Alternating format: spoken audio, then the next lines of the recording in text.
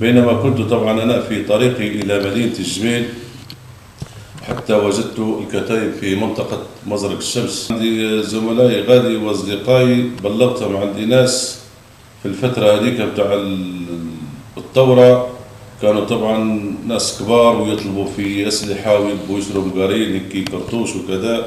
جمعت مبلغ معين تقريبا 7000 دينار في سيارتي. كلمت واحد من الأصدقاء على أساس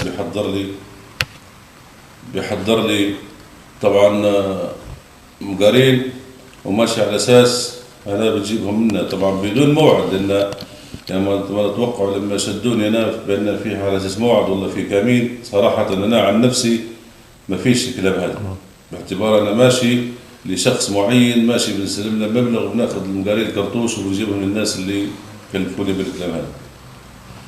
طبعا صار الحديث بيني وبينهم. أول ما طلبوا مني على أساس يفتشوا السيارة، قلت لهم أنا زميلكم وضابط الشرطة وبنشتغل في الشرطة في زوارة، وأنا أعرفهم، حتى في ناس طبعا من زملائي وأنا أعرفهم شخصيا ويعرفوني. أنا موجودين في البوابة من عدة جهات، من الجيش ومن الشرطة ومن الأمن الداخلي ومن الأمن الخارجي. طبعا قعدت نتحاور أنا وياهم، وقعدوا يقولوا لي أنت ضد معمر وأنت خاين وأنت كذا، قعدوا يستفزوا فيا. طبعا استفزوني وصادمت أنا وياهم في نفس الحوار. طبعا حتى سمعت اطلاق الرصاص، ضربوا لي سيارتي. طبعا انا كنت بجنب السياره نتفاوض معاهم ونتلاوص معاهم، ضربوا لي سيارتي. حتى بعد لحظات شعرت بان رجلي مضروبه طبعا، وقعدوا عفروا فيا بقوه وبشراسه لين اغمي علي وما عادش ندري على نفسي، حتى ان وجدت نفسي في مستشفى الجميل. الاصابه كانت في رجلي اليسرى ب3 اطلاقات، والرجل اليسرى من تحت طبعا.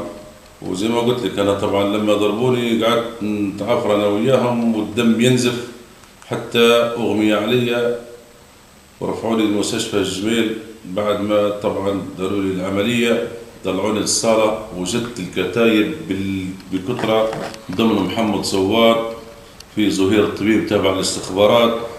طبعا نزعوا لي دبشي بالكامل، خلوني في شرط، وقعدوا يضربوا فيا على وجهي بجميع انحاء جسمي حتى حوالي نص ساعة بالتعذيب، وأنا كنت في الباريلا في وسط الصالة بتاع مستشفى الجميل. طبعا أنا كيف طالع من العملية قلت لك، حتى الوعي قاعد كيف استوعبت شوية يعني. خلاص بعدين تم غمضوا لي عيوني وتوكلوا بي ورفعوا لي إلى، ما نشعرش بنفسي حتى وصلت إلى الإدارة العامة للبحث الجنائي. حتى لما ركبت في السيارة شعرت بأن لما ركبت في السيارة وعيوني مغمضات حوالي بتاع ربع ساعة، بعدين نفس العملية أغمي علي. مشيت تحت تيربولج حتى إلى مدينة طرابلس لما قعدوا يكلموا فيها والجردة. الحديث فيها في واحدة من البوابات تقريبا، هي بوابة الطويلة، هي بوابة صبراتة. طبعا أنا استوعبت شوية، وقفوا الوقت يقولوا لي هذا الجرد بتاع المنطقة الغربية، ده عقيد شرطة، هذا المسخ، هذا الكلب، هذا اللي حارق الجحفل، وهذا اللي محرض الشباب في زوارة. يعني سمعت ما شاء الله من الكلام، ولكن في تلك الوقت أنا ما الكلام هذا كله ما يهمنيش. احنا عندنا هدف معين ونبغى نحققوه، حتى وعاطين أنفسنا للموت في سبيل الوطن وفي سبيل إعلاء كلمة الحق وإنهاء الظلم اللي عايشين فيه لنا 40 سنة. في الإدارة العامة بحث جنائي طريق صلاح الدين. وكان على رئيسها طبعا نصر مبروك والتهامي خالد، ومتاع البحث الجنائي محمد بشير، عميد محمد بشير.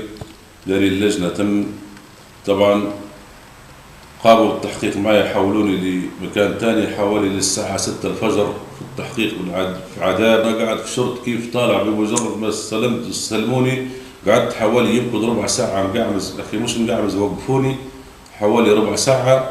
بعد ربع ساعة حولوني لحجرة التحقيق. طبعا الدنيا مسقعة زي ما قلت لك، وعنينا يعلم الله. وخشوا لي طبعا المكتب التحقيق.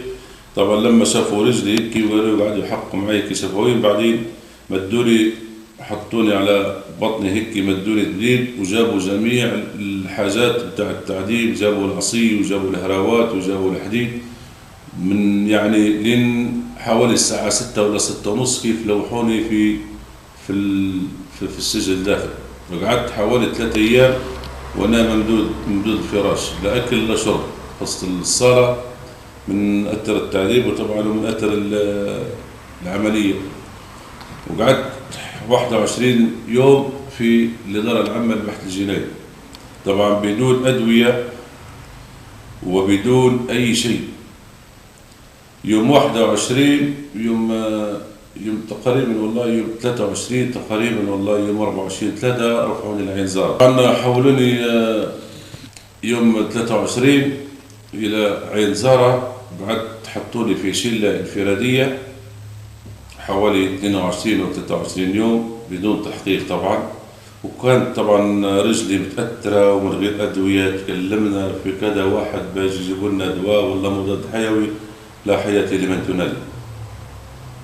بعد ما قضيت حوالي 22 أو 23 يوم في عين زارة حولونا إلى سجن بوسليم. حولنا إلى سجن بوسليم حوالي 6 أنفار. معي كامل التلوع، دكتور كامل التلوع كان معنا، في واحد اسمه عقيد عبد الحميد النعاس من مدينة الزاوية اللي نتذكر فيهم، وزوز تانيين مش ما نتذكرش بالضبط من هم، لكن المهم تحولنا لسجن بوسليم إلى قعدنا في سجن بوسليم إلى يوم 24/8.